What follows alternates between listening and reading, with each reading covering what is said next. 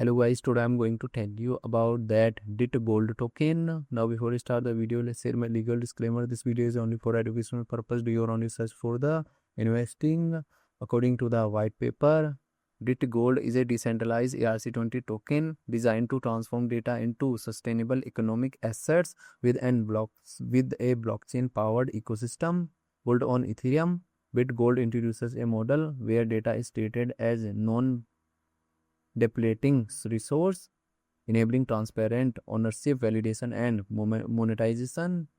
The DITAU token functions as both a utility and governance asset, facilitating transactions, incentivizing participation, and supporting ecosystem development. With a focus on scalability, transparency, and long-term value creation, BitGold aims to bridge decentralized finance with data-driven economic systems.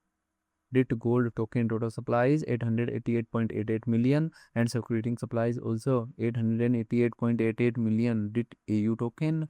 DitAU token is listed on Uniswap V2 by economy.com and other exchanges. If I share my opinion few, then this project up to 60% chance is that it is a legit or good project. So guys, don't take my opinion as a financial advice. Do your own research for the investing. Thanks for watching.